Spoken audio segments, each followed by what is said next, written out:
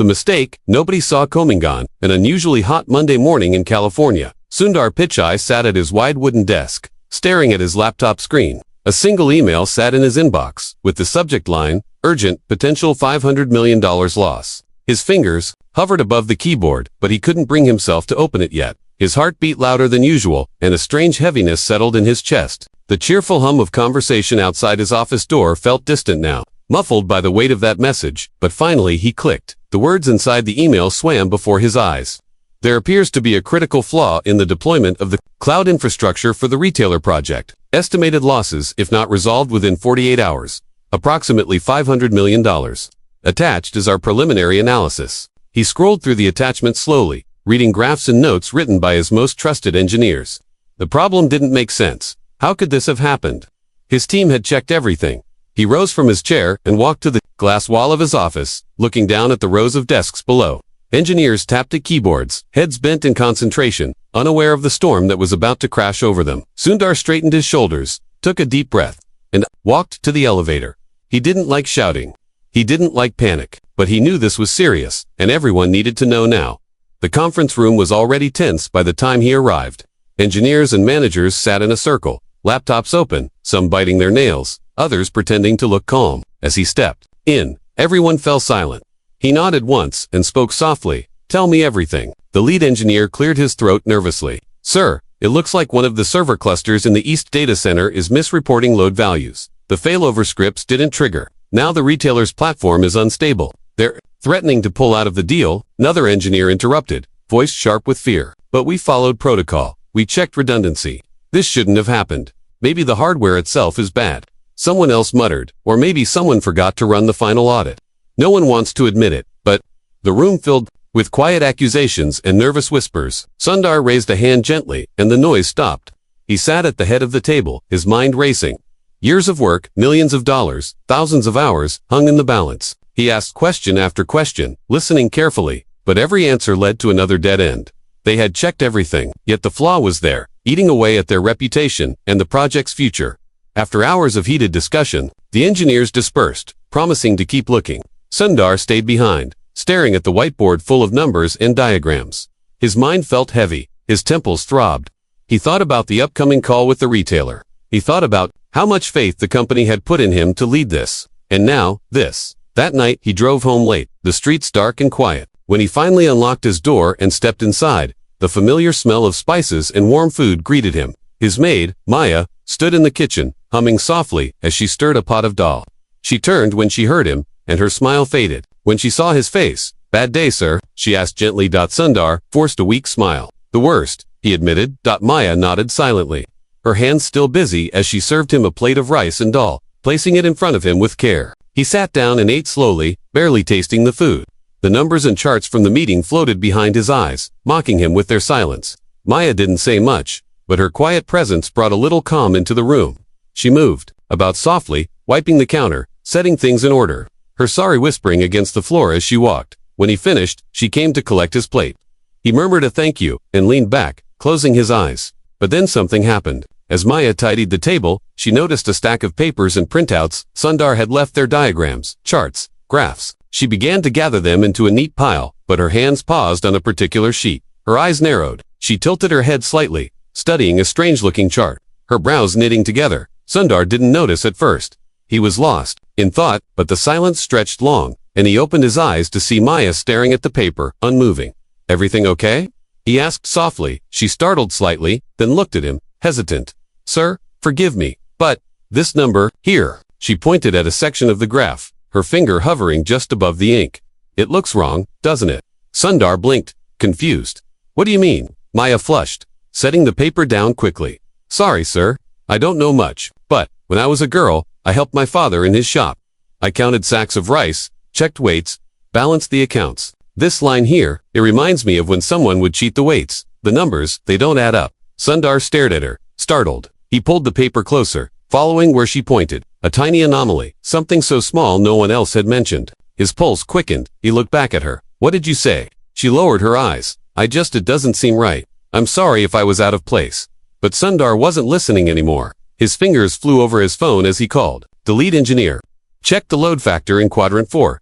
He said, Voice urgent. On the other end of the line, the engineer groaned. Sir, we already checked everything. Check it again. Sundar interrupted. Sharper now. Right now. There was silence. Then the sound of hurried typing. And then, a quiet gasp. Sir. The engineer's voice shook slightly. You're right. There's a misallocation in quadrant 4. We missed it. This is the root of the failure. Sundar felt the breath leave his body. He closed his eyes for a moment, a strange mixture of relief and disbelief washing over him. He glanced at Maya, who was still standing there, soap suds on her hands. Looking worried, he hung up the phone and looked at her quietly for a long time. Then he said, softly but firmly, you just saved us $500 million.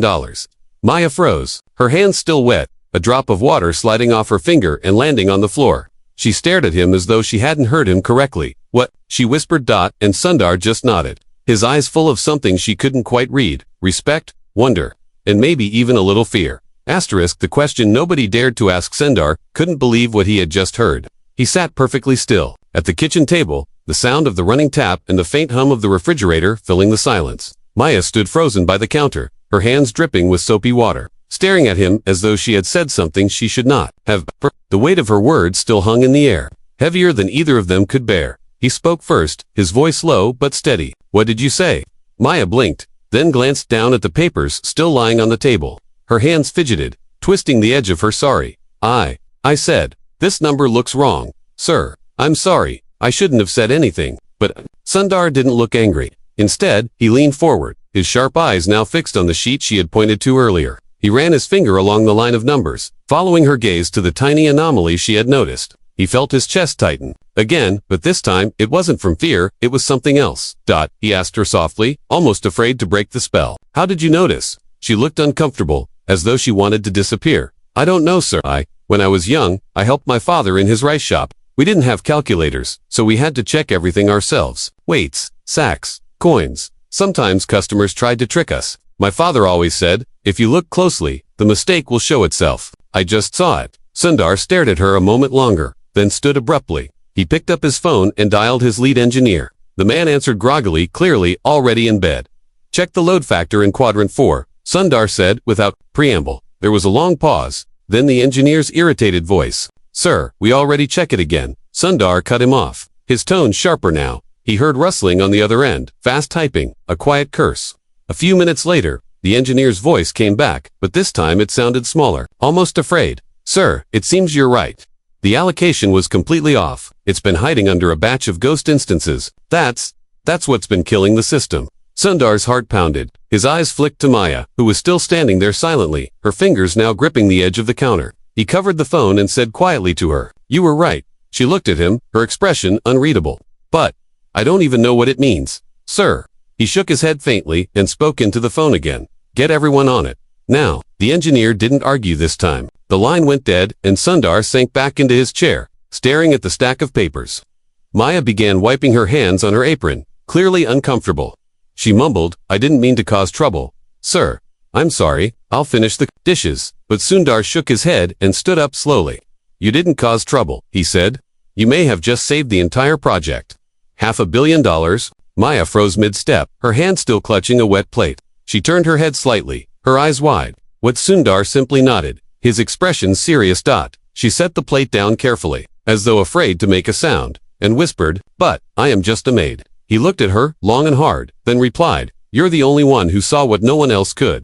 That night, Sundar barely slept. He lay awake, staring at the ceiling, his mind running through everything that had just happened. The engineers, some of the best in the world, had missed something obvious. And Maya, who spent her days washing dishes and sweeping floors, had caught it in a few seconds. He wondered what that said about his team, and, more painfully, what it said about himself. The next morning, he arrived at the office early, wearing the same clothes as the night before. The halls were quiet, the lights still dim. He walked into the conference room where his engineers had already gathered, bleary-eyed and nervous, and set the stack of papers on the table. The lead engineer cleared his throat. Sir, the misallocation in quadrant 4. We've confirmed it. We're already fixing it. It should stabilize within 24 hours.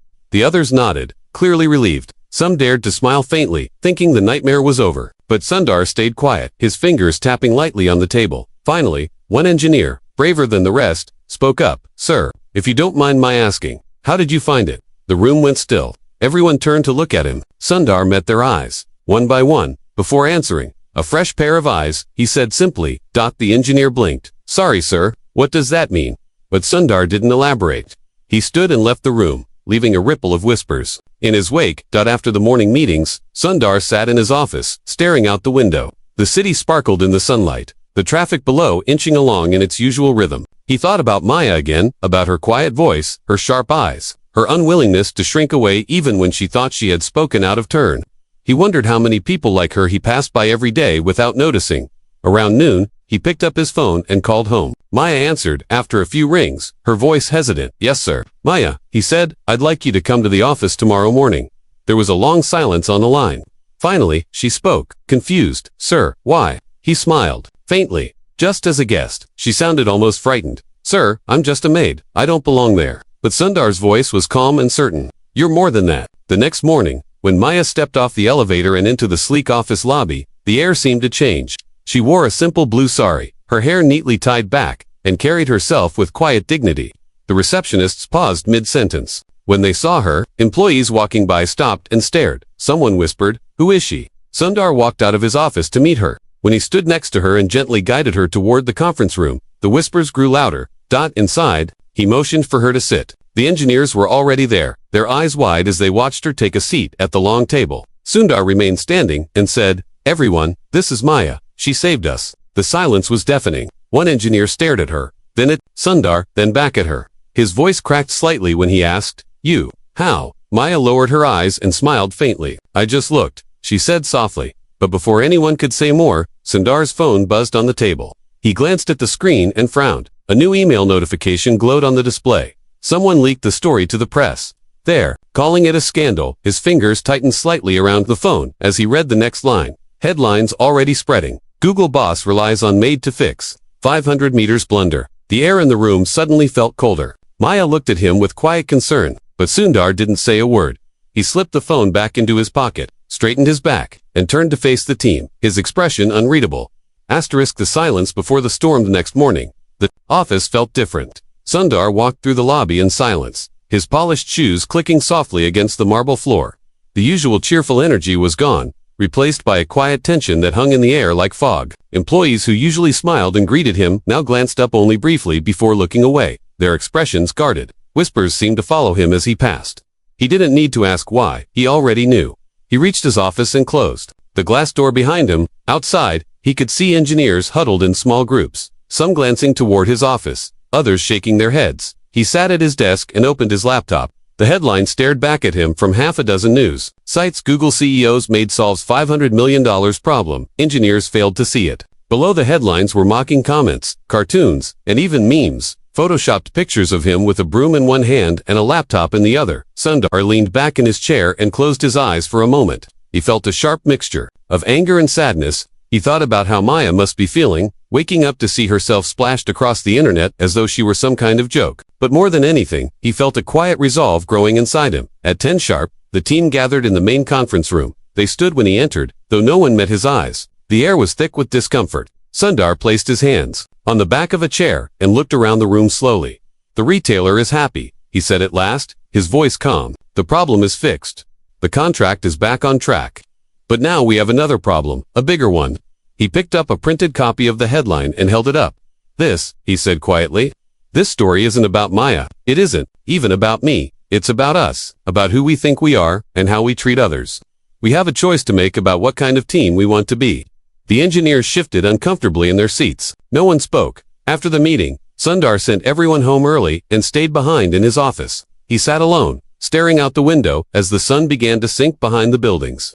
When his phone buzzed, he picked it up immediately. It was Maya. "Sir, I'm sorry," she said softly. Her voice sounded even smaller over the phone. "I didn't mean to cause all this trouble. Maybe I should stop coming to work." Sundar closed his eyes. "No," he said firmly. "You did nothing wrong. You saved us. You should hold your head high. In fact," he paused, thinking, "I want you to come to the office tomorrow. Again." "But why, sir?" she asked, her tone full of doubt. "Because you deserve to be seen," he replied. "Because you've earned it." The next morning, Maya stood outside the glass doors of the office, wearing the same simple blue sari she had worn the day before. Her hands clutched the edge of her shawl nervously as she looked at the floor. She could feel dozens of eyes on her through the glass. People who had never noticed her before. now staring, whispering. She took a deep breath and pushed the door open. The room went quiet. People stopped talking, stopped typing, stopped moving. All eyes turned to her as she walked toward the elevators. Her steps were slow but steady. At the top floor, Sundar was waiting for her. He gave her a small nod, then gently guided her toward the main conference room.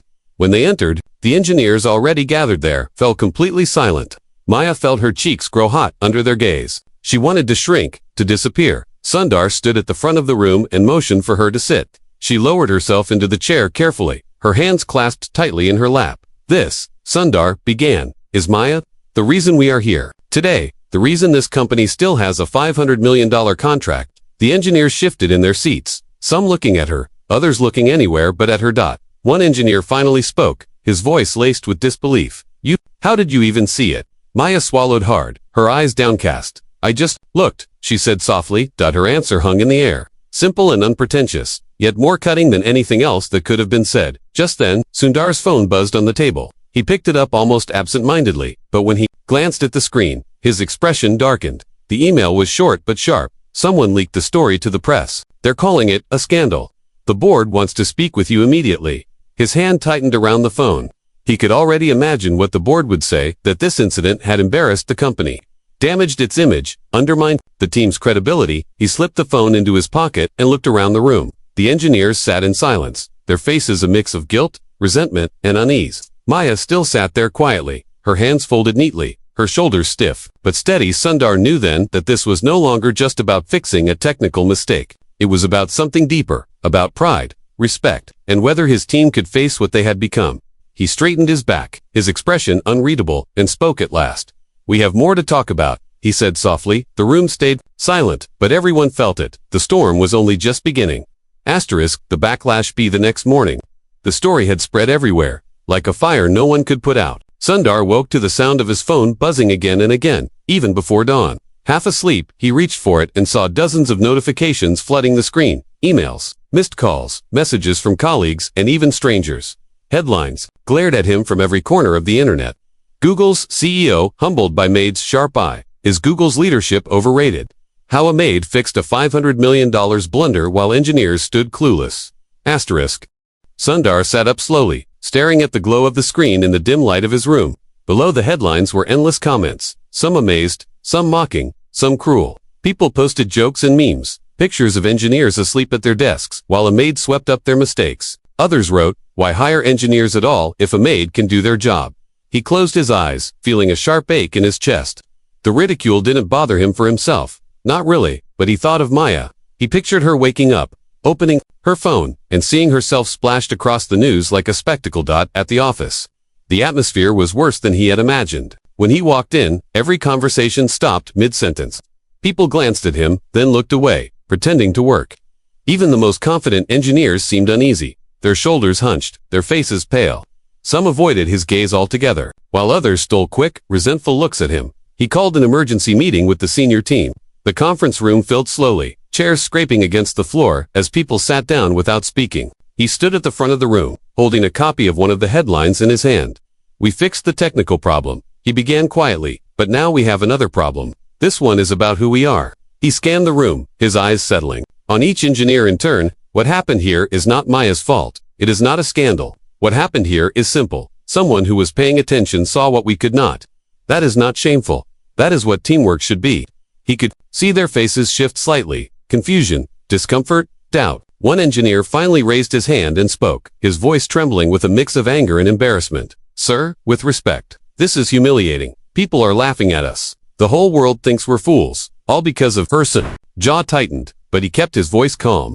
If anyone here feels humiliated, it should be because we stopped listening, because we thought we already knew everything, because our pride blinded us, not because someone else reminded us what humility looks like. There was silence. A few engineers looked down at the table. One crossed his arms defiantly. Later that afternoon, Sundar stepped out of the building to get some air. The sun was bright but offered no warmth. He pulled his jacket tighter around him and leaned against the railing, staring at the street below. His thoughts felt heavy and tangled. He felt his phone vibrate in his pocket and answered without looking at the screen. Maya's voice came through, soft and hesitant. Sir, I'm sorry. He closed his eyes. You have nothing to be sorry for. She hesitated, then said, maybe I shouldn't come anymore. I don't want to make things worse. His eyes opened, sharp. Now, you didn't make anything worse. You made everything better. She fell quiet. Then she whispered, but everyone seems angry. He took a long breath. Yes, they are, but not at you. Not really. They're angry at themselves. They just don't know it yet. That night, Sundar stayed late at his office, long after everyone else had gone home. The halls were dark and empty, the faint hum of servers in the distance, the only sound. He sat at his desk, staring out the window at the lights of the city. He thought about Maya's quiet voice, her hands clutching her sari as she spoke, the bravery it took for her to say what she saw when everyone else was too afraid. He thought about how easy it had been for all of them, himself included, to overlook her, to dismiss her simply because of what she wore, where she stood, who they assumed she was. He made his decision. The next morning, he called an all-hands meeting. Thousands of employees gathered in the auditorium, murmuring among themselves as they filed in. Some looked curious, others nervous, some outright sullen. When Sundar stepped onto the stage, the room fell silent. He stood at the podium, his hands resting lightly on the edge, and took a moment to look out at them all before speaking. Today, he began, I want to tell you a story about humility, about respect, about resilience. He paused, letting the words sink in. Then he continued, his voice steady but full of quiet emotion. A few days ago, we nearly lost $500 million. Our systems failed, our best minds searched for the mistake and could not find it, but someone did. Someone who was not part of our team. Someone we never even thought to include. Someone who spoke because she cared enough to speak, even when she didn't have to. That someone was Maya. He gestured toward the front row, where Maya sat quietly, her hands folded in her lap. She looked down, her cheeks flushing under the weight of thousands of eyes. We forgot something important, Sundar went on. That wisdom does not wear a title. That respect is not earned by degrees. That kindness matters more than pride. The room was still. Then, slowly, people began to clap. It started at the back, hesitant at first, then spread forward until the entire room was standing, applauding. Some even had tears in their eyes. Maya looked up, startled, and Sundar gave her a small nod, as if to say, see, you belong here too. After the meeting, he called her into his office. She stood by the door, nervous, clutching her shawl. He smiled faintly and gestured to the chair. I'd like to offer you a role here, he said simply. Not as a maid, as a consultant to help us see what we miss, to remind us what matters. She stared at him, wide-eyed, but I don't belong here, sir. I don't know how to work in a place like this. He leaned back in his chair, still smiling. You already do. She opened her mouth to respond, but stopped when his computer chimed with a new email. He glanced at the screen, then frowned. His smile faded. The subject line was short but sharp. Urgent, retaliation complaint. Filed against Maya, his hands stilled on the desk. His jaw tightened. He clicked the message open and began to read. Someone, or maybe more than one person, had filed an official complaint, accusing her of disrupting the team and undermining the work environment. He looked up at Maya, who stood there quietly, still unaware of what had just appeared on his screen. He took a deep breath, his mind already moving fast. This was no longer just about her bravery or his pride. Now, it was about protecting her from what was coming next. And he knew, in that moment, that the hardest part was still ahead. The speech that changed everything. The next day, the office was unusually quiet. The kind of quiet that comes before a storm. Sundar arrived early, wearing the same gray suit from the day before. He hadn't slept much, and it showed in the faint shadows under his eyes. But his gaze was sharp, his steps steady as he walked through the long corridor. People moved out of his way, their eyes dropping to the floor as he passed. On his desk sat the complaint still open on his screen from the night before. He read it again slowly, letting the words sink in. She undermined the team. She disrupted workplace harmony. She humiliated the engineers. She overstepped her role. It was signed anonymously, but he could almost hear the bitter voices behind it, hiding in the shadows.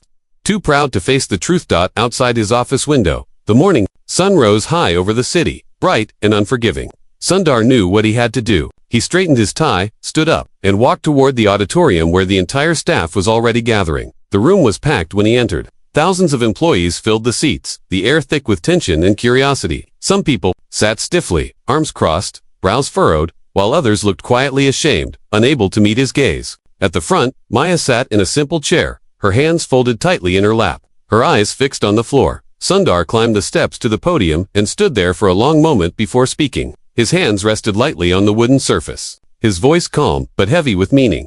Yesterday, he began, I received a complaint about Maya. A ripple of murmurs passed through the crowd. Sundar's eyes swept the room slowly, silencing them again.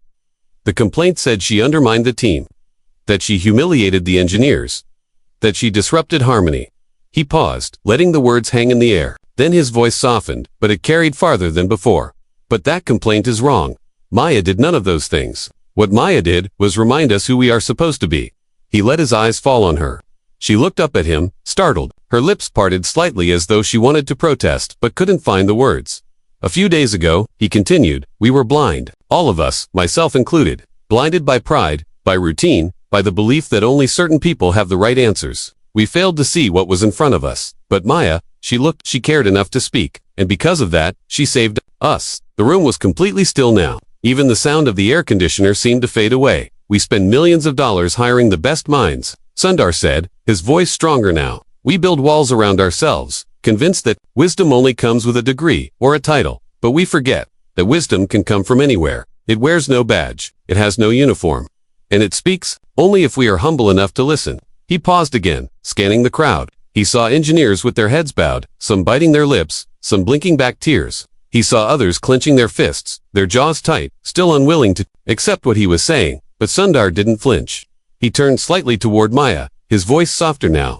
You reminded me of something important, he said to her directly, that no one here is above respect, that no job is too small to matter, and that courage often comes from the most unexpected places. The silence in the room broke suddenly, not with words, but with applause. Hesitant at first, a few people began to clap. Then more joined in. Then more, until the entire room was on its feet, the sound echoing off the high ceilings, filling every corner of the space. Maya sat frozen in her chair, her eyes wide, her hands still folded tightly in her lap. She blinked quickly, as though the noise and the sight of all those people standing for her was too much to take in. Her cheeks flushed a deep red, but for the first time she allowed herself a small, shy smile. Afterward, when the applause finally faded and the crowd began to disperse, Sundar called her into his office. She stepped inside cautiously, still clutching her shawl, her eyes downcast. He gestured to the chair opposite him.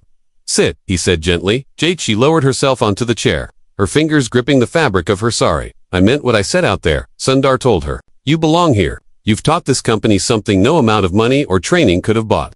I would like to offer you a position here, as a consultant, to help us find what we miss, to remind us what matters. Maya's head snapped up, her eyes wide. But sir, I don't know anything about computers. I don't even speak their language. Sundar leaned back slightly, a faint smile on his lips.